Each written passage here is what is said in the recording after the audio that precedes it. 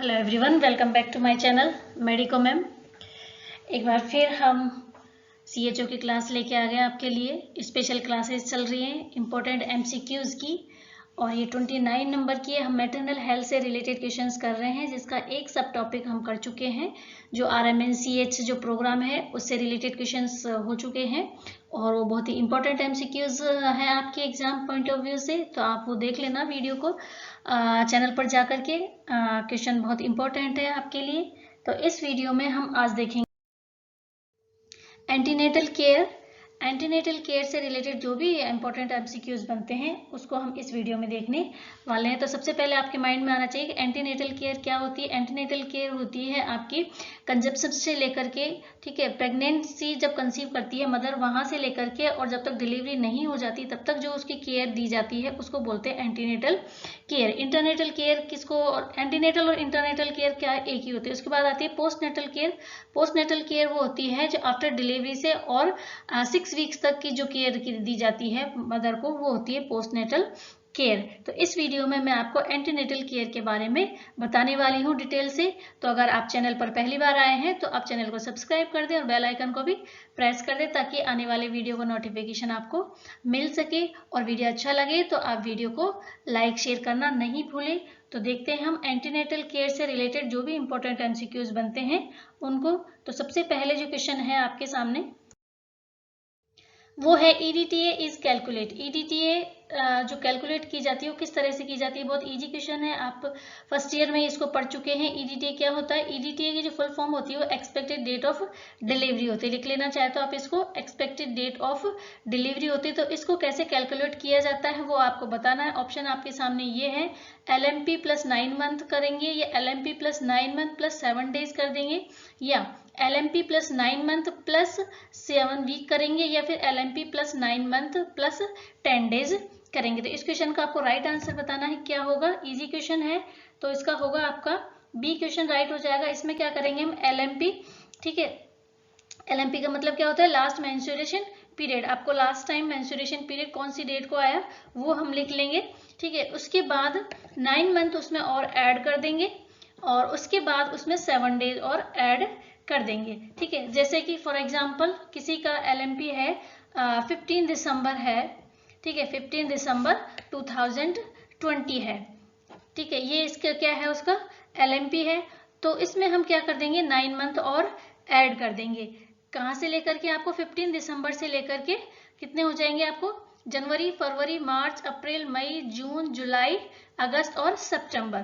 15 सितंबर हो गया इसका, और 15 सितंबर में आपको 7 डेज और क्या कर देना है, प्लस कर देना है। तो कितना हो जाएगा, 15 के बाद 16, 17, 18, 19, 20, 21, 22। तो इसकी एक्सपेक्टेड डेट क्या हो जाएगी, 22 आपके सितंबर, 22 सितंबर इसकी क्या हो जाएगी, एक्सपेक्टेड डेट ऑफ डिलीवरी हो जाएगी। तो इस तरह से क्या निकालते हैं, EDTA निकालते हैं, ठीक है। आपको समझ में आ गया होगा, मैंने इसको आपको एक्सप्लेन करके भी बता दिया। अगर आपको और ये समझ में नहीं आ रहा है तो आप चैनल पर जाकर के, एक मैंने वीडियो बना रखा है EDTA का, तो वहां से जाकर भी आप आसानी से इसको समझ सकते हैं किस तरह से EDTA निकालते हैं। Next question, number of antenatal visit should be at least. जो एंटीनेटल विजिट होती है वो कितनी होनी चाहिए, और आपको वो डेट भी पता होना चाहिए किस किस के बीच में कब कब जो एंटीनेटल विजिट है वो होती है। तो सबसे पहले तो नंबर ऑफ विजिट पता होना चाहिए, एंटीनेटल विजिट कितनी होती है।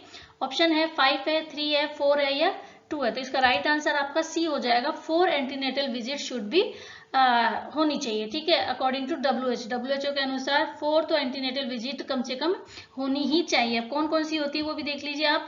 फर्स्ट जो विजिट होती है वो विदिन 12 वीक हो जानी चाहिए, या फिर एज पॉसिबल, जैसे ही प्रेगनेंसी होती है जितनी जल्दी हो सके फर्स्ट विजिट करवा लेनी चाहिए। सेकंड जो विजिट होती है वो क्या होती है, 14 से 26 वीक के बीच में हो जानी चाहिए। थर्ड विजिट है वो 28 से 36 वीक के बीच में, और फोर्थ विजिट है वो क्या होती है आपकी बिटवीन 36 वीक से लेकर के और टर्म ऑफ डिलीवरी या टर्म ऑफ प्रेगनेंसी तक ये करवा लेनी चाहिए। तो आपको ये डेट भी याद रखनी है, ये WHO के आंकड़े हैं और इसी के अनुसार आपका आंसर सही होने वाला है। तो ये पता होना चाहिए आपको, फर्स्ट विजिट कब होती है, सेकेंड विजिट, थर्ड विजिट और फोर्थ विजिट कब कब होती है। तो ये डेट भी आपको, ये टाइम भी आपको याद होना चाहिए। नेक्स्ट क्वेश्चन है the first fetal motion felt by the mother is known as. ठीक है, जब मदर को क्या लगता है कि फर्स्ट फीटल मूवमेंट उसको कब महसूस हुआ, उस साइन को क्या बोलेंगे। ऑप्शन आपके सामने इस तरह से है। तो इस क्वेश्चन का जो राइट आंसर है वो क्या हो जाएगा, इसमें चैडविक साइन होगा, ओसिएंडर साइन होगा, क्विकनिंग होगा या फिर गुडल साइन होगा। तो इसका राइट आंसर हो जाएगा C is the right answer, quickening उसको बोलते हैं। अब आपको ये बताना है जो क्विकनिंग होती है वो कौन से मंथ पर स्टार्ट हो जाती है, क्विकनिंग कब देखने को मिलती है। अगर इसका आपको आंसर पता है तो कमेंट्स बॉक्स में इसको कमेंट्स जरूर करें, अदरवाइज इसको मैं नेक्स्ट वीडियो में आपको बताऊंगी क्विकनिंग कौन से मंथ पर स्टार्ट हो जाती है। इसके अलावा और साइन भी हैं प्रेगनेंसी के, वो भी आप देख लीजिए कौन कौन से साइन होते हैं इसमें, ये आपके सामने है इस तरह से। तो सबसे पहले जैसे होता है गुडल साइन। गुडल साइन क्या होता है, this is the earliest sign seen in pregnancy, there is softening of cervix with the visible at 6 week of pregnancy. 6 week की प्रेगनेंसी हो जाती है उस टाइम क्या दिखाई देता है, गुडल साइन दिखाई देता है, जिसमें क्या हो जाता है, सर्विक्स सॉफ्ट हो जाती है। इसके अलावा एक और होता है हैगर साइन। हैगर साइन क्या होता है, softening of the lower part of uterus. Uterus का जो लोअर पार्ट है वो क्या हो जाता है, सॉफ्ट हो जाता है। Seen on bimanual examination abdomen and vaginal fingers touch each other seen 6 to 10 week of pregnancy. Pregnancy के 6 to 10 वीक में इससे पता लगाया जा सकता है क्या कि उसकी प्रेगनेंसी है या नहीं है। ठीक है, इसकी तरह जैसे डॉक्टर्स वगैरह पीवी वगैरह करके भी इसको चेक कर लेते हैं बाई क्या कहते हैं, बाई मैनुअल एग्जामिनेशन के द्वारा। इसमें क्या होता है, जो यूट्रस का पार्ट होता है, लोअर पार्ट ऑफ यूट्रस है वो क्या हो जाता है, सॉफ्ट हो जाता है।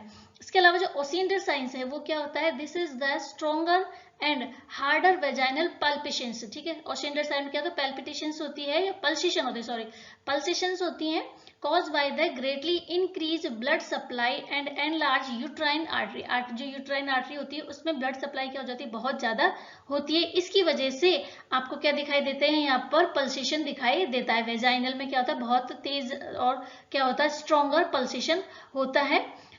दिस में also occur is non pregnant women due to fibroid and pelvic inflammation. ये जरूरी नहीं है कि ओसिएंडर साइंस प्रेगनेंसी में ही दिखाई दे, बल्कि ये वाला जो साइन है वो किसकी वजह से भी दिखाई दे सकता है, जैसे कोई पेल्विक इन्फ्लामेशन हो जाता है या फिर कोई फाइब्रॉइड है तो उसकी वजह से भी इस तरह का साइन दिखाई दे सकता है ओसिएंडर साइन। नेक्स्ट जो आपका साइन है वो है क्विकनिंग साइन। क्विकनिंग साइन हम बता चुकी हूँ मैं आपको क्या होता है क्विकनिंग साइन में, the first fluttering movement of the fetus are felt around 20 weeks in pregnancy. ठीक है, आपका आंसर यहीं पर आ गया है। अब 20 वीक इन प्रेगनेंसी में क्या दिखाई देता है, ये आपको क्विकनिंग साइन दिखाई देता है। ठीक है, फीटल मूवमेंट का दूसरा साइन आपका चैडविक साइन। चैडविक साइन क्या होता है, डिस्कलेशन ऑफ वेजाइना। वेजाइना का कलर कैसा होता है, ब्लूइश कलर का हो जाता है, उसको बोलते हैं चैडविक साइन। ये चारों साइंस मैंने आपको यहाँ पर बता दिए हैं।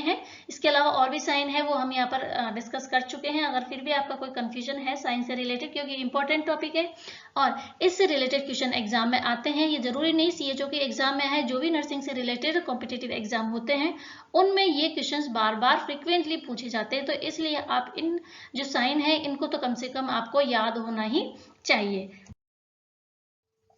नेक्स्ट जो हमारा क्वेश्चन है वो आ जाता है points including birth preparedness are. ठीक है, बर्थ प्रिपेयर मतलब बर्थ की तैयारी करना है, उसके कौन कौन से पॉइंट्स होने चाहिए या कौन कौन से पॉइंट्स हैं उनको हमें ध्यान रखना चाहिए कि बर्थ की जो जन्म है, किसी बच्चे का जन्म करवाना है या बच्चे की प्रेगनेंसी है तो उसकी प्रिपेरेशन, उसकी तैयारी कैसे की जानी चाहिए वो आपको बताना है। क्या क्या इसमें पॉइंट्स आने चाहिए, तो फर्स्ट ऑप्शन है identification of place of birth and a skill birth attendance.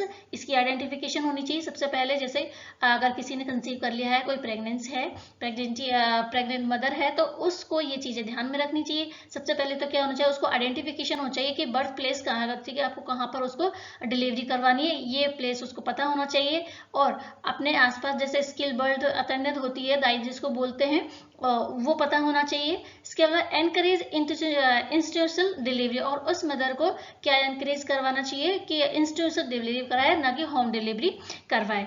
Located nearest functional FRU, ठीक है, जो फर्स्ट रेफरल यूनिट है उसको आसपास है उसको रेफर पता होना चाहिए कि कहाँ पर उसकी है, जैसे PSC है, CSC हो गया, तो फर्स्ट जो FRU होती है वो आपको पता होना चाहिए कौन सी होती है, PSC, और सब सेंटर की जो रेफरल यूनिट होती है, फर्स्ट रेफरल यूनिट होती है वो होती है CSC। ध्यान में रखना है इस चीज को और लिख लेना है इस चीज को कि जो फर्स्ट रेफरल यूनिट होती है वो कौन सी होती है, CSC होती है ना। डी ऑप्शन है ऑल ऑफ दी अबाउट, तो इस क्वेश्चन का जो राइट आंसर हो जाएगा वो हो जाएगा आपका D is the right answer. ये सारे ही उस चीज को बर्थ प्रिपेयर्डनेस के लिए ध्यान रखना चाहिए। नेक्स्ट क्वेश्चन है साइन ऑफ लेबर इंक्लूड। अब लेबर है उसके क्या क्या साइन होने चाहिए, तो first is a bloody Stacey vaginal discharge जिसको शो बोलते हैं वो होगा, या फिर painful abdominal contractions every 20 minutes और लेस है, ब्लीडिंग है, या बोथ ए एंड बी है। तो लेबर का क्या साइन होता है ये पता होना चाहिए आपको।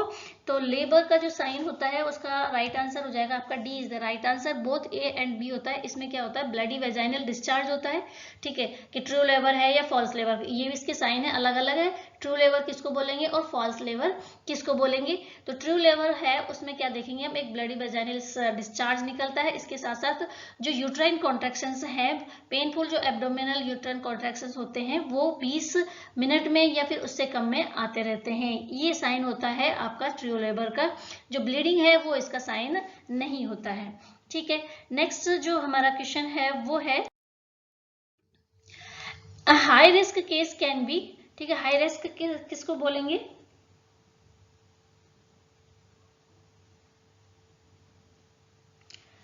हाई रिस्क में कौन कौन से आ जाते हैं, women below 18 year of age और over 35 year in primary gravida, या women who have had 4 or more pregnancy and delivery, या फिर शॉर्ट सैचुरेटेड प्राइमरी ग्रेविडा है, all of the above. High risk के अंदर कौन कौन से आते हैं, ऐसी वुमेन जो क्या है 18 से कम है और 35 साल से ज्यादा की है, प्राइमरी ग्रेविडा है, या फिर ऐसी वुमेन जिसमें क्या हो सकती है, क्या हो गई इसमें 4 या 4 से ज्यादा प्रेगनेंसी वो कर चुकी है, या फिर ऐसी वुमेन जो क्या है शॉर्ट साइज की है, ठीक है। तो ऑप्शन डी है इसका ऑल ऑफ दी अबाउट। तो इस क्वेश्चन का जो राइट आंसर है वो डी हो जाएगा। सारे ही ये केसेस क्या होते हैं, हाई रिस्क के केस में आते हैं। नेक्स्ट क्वेश्चन है tablet of IFA should be started. जो आयरन फॉलिक एसिड की जो टेबलेट है उसको कब स्टार्ट करना चाहिए। मदर को दो तरह से दिया जाता है, एज ए थेरेपेटिक दिया जाता है और प्रोफाइलेक्सिस के तौर पर दिया जाता है। जो प्रोफाइलेक्सिस के तौर पर दिया जाता है वो नॉर्मली दिया जाता है किसी भी प्रेग्नेंट वुमेन को, लेकिन जिसका हीमोग्लोबिन 7 से कम है, 6 या फिर 11 से कम है उसको, तो उसको ट्रीटमेंट करने के लिए क्या देते हैं, थेरेपेटिक आयरन फॉलिक एसिड की टैबलेट्स वगैरह दी जाती है। तो जो आयरन फॉलिक एसिड के टैबलेट देते हैं वो कब देनी चाहिए, तो ऑप्शन आपके सामने 14 to 16 वीक पर देते हैं, 10 to 12 वीक पर देते हैं, या 1 to 2 वीक पर देते हैं, या फिर 13 to 15 वीक ऑफ गैस्ट्रेशन देते हैं। तो इस क्वेश्चन का जो राइट आंसर है वो आपका ए हो जाएगा। 14 से 16 वीक ऑफ गैस्ट्रेशन पर IFA की टैबलेट दी जाती है। क्यों दी जाती है, ये सेकंड सेमेस्टर होता है, सेकंड सेमेस्टर में इसको टैबलेट को देते हैं, क्योंकि जो फर्स्ट सेमेस्टर होता है उसमें क्या होता है, सॉरी सेमेस्टर ट्राइमेस्टर, फर्स्ट जो ट्राइमेस्टर होता है उसमें क्या होता है, नोजिया वॉमिटिंग होने के ज्यादा चांसेस रहते हैं, तो इसलिए आयरन फॉलिक एसिड टैबलेट को अवॉइड किया जाता है फर्स्ट ट्राइमेस्टर में। सेकंड ट्राइमेस्टर में इस टैबलेट को स्टार्ट किया जाता है जो कि 14 से 16 वीक का होता है। The daily recommended dietary allowances RDA, ठीक है, RDA क्या होता है, recommendation, sorry daily recommendation dietary allowances for calcium in pregnancy and lactation. Lactation mother है या प्रेगनेंसी मदर है, ये क्वेश्चन हम पहले भी कर चुके हैं, इंपॉर्टेंट क्वेश्चन है, इसको ध्यान में रखना कि जो कैल्शियम की टैबलेट दी जाती है मदर को या फिर लैक्टेशन मदर है उसको, तो कितनी दी जाती है, 1200 मिलीग्राम दी जाएगी पर डे, 14 मिलीग्राम दी जाएगी, 15 दी जाएगी, या फिर 1600 मिलीग्राम पर डे के हिसाब से दी जाएगी। तो इस क्वेश्चन का जो राइट आंसर है आपका वो हो जाएगा A is the right answer. 1200 milligram per day के हिसाब से उसको दी जाती है कैल्शियम की टैबलेट। ओके,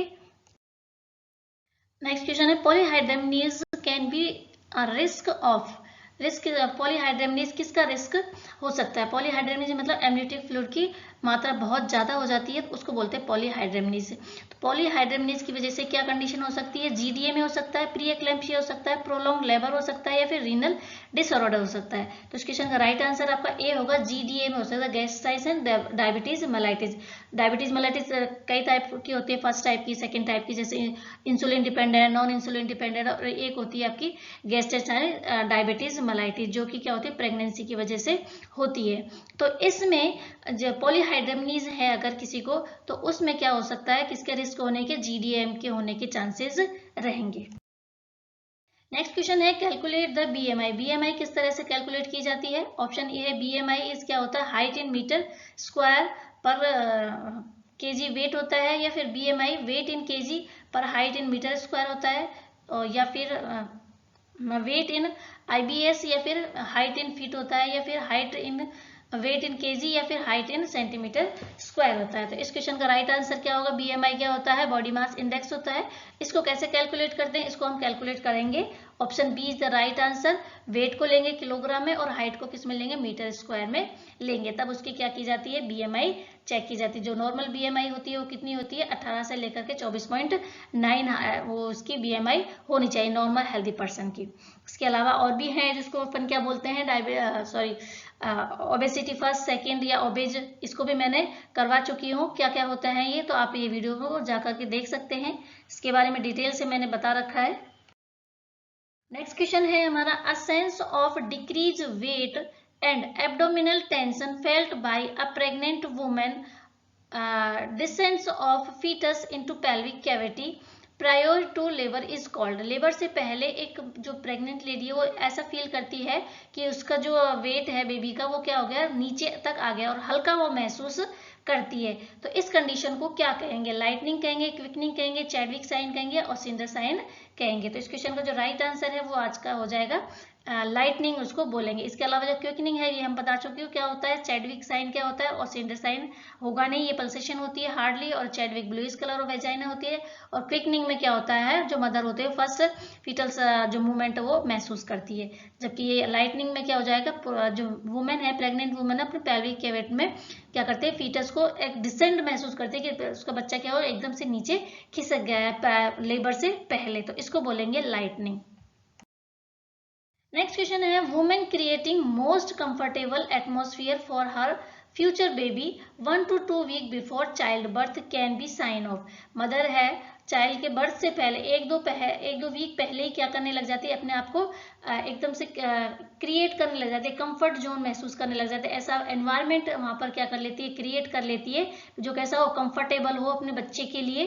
तो ऐसा जो एनवायरनमेंट क्रिएट करती है उसको क्या बोलेंगे, जिस तरह से एक क्या कह सकते हैं, एक आप चिड़िया का उदाहरण ले सकते हैं, जैसे अपनी जो एक चिड़िया होती है वो क्या करती है, अंडे देने से पहले अपना क्या बनाती है, एक घोंसला बनाती है, नेस्ट बनाती है अंडों को सेफ रखने के लिए। तो इसी तरह से एक मदर होती है वो भी अपने आने वाले बच्चे के लिए एक healthy atmosphere, comfortable atmosphere create करती है, उसको क्या बोलेंगे। ठीक है, समझ में आ गया क्वेश्चन आपको अच्छी तरह से? तो इसका जो आंसर होगा ऑप्शन ये है, सर्वाइकल रिपनिंग बोलेंगे, ड्रॉपिंग बोलेंगे, ब्रैक्सटन हिक कॉन्ट्रैक्शन बोलेंगे, नेस्टिंग सिंड्रोम बोलेंगे। तो इस क्वेश्चन का राइट आंसर आपका हो जाएगा नेस्टिंग सिंड्रोम हो जाएगा। ठीक है, क्वेश्चन आप अगर अच्छी तरह से इसको समझोगे तो आपको इस क्वेश्चन का आंसर आ जाएगा। नेक्स्ट जो क्वेश्चन है वो है, सॉरी ये दोबारा से रिपीट हुआ है क्वेश्चन, वो ये होगा इसका नेस्टिंग सिंड्रोम ही आ जाएगा।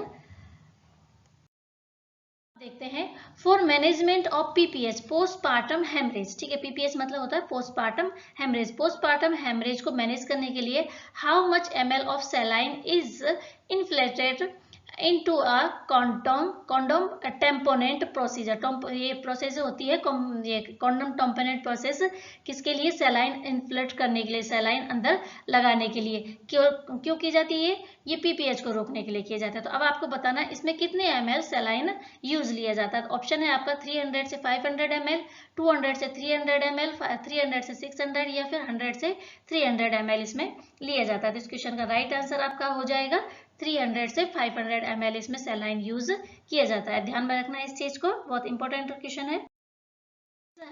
IFA फुल फॉर्म, IFA की फुल फॉर्म क्या होती है, इंट्राफॉलिक्यूलर एसेस होती है, इंटरफ्यूज एसिड होती है, इंसुलिन फ्यूजिफॉर्म एमिनो या आयरन फॉलिक एसिड होती है। तो इजी क्वेश्चन है, इसका हो जाएगा आपका डी, आयरन फॉलिक एसिड इसका आंसर। नेक्स्ट क्वेश्चन है, anaemia during pregnancy is confirmed when haemoglobin level is less than. Haemoglobin का लेवल कितने से कम हो जाता है तो उसको हम एनीमिक बोलेंगे। तो इस क्वेश्चन का राइट आंसर हो जाएगा ए। 11 ग्राम से कम अगर इसका हीमोग्लोबिन हो जाता है किसी प्रेग्नेंट लेडी का, तो वो एनीमिक की कंडीशन में आती है। और उसके बाद फिर क्या दी जाती है उसको, आयरन फॉलिक एसिड की टैबलेट दी जाती है, जो मैंने आपको अभी बताया था। 2 तरीके से देते हैं उसको, प्रोफाइलेक्सिस के तौर पर भी दी जाती है और एज ए थेरेपेटिक डोज के रूप में भी उसको दी जाती है। ठीक है, तो आज के हमारे क्वेश्चंस इतने ही। ठीक है, 19 से 20 क्वेश्चंस मैंने यहाँ पर आपको करवा दिए, इसके साथ साथ मैंने थ्योरी भी आपको करवा दी। आज का वीडियो आपको कैसा लगा है कमेंट्स बॉक्स में कमेंट्स जरूर करें, और वीडियो अच्छा लगे तो वीडियो को लाइक शेयर जरूर करें। Thank you for watching my video.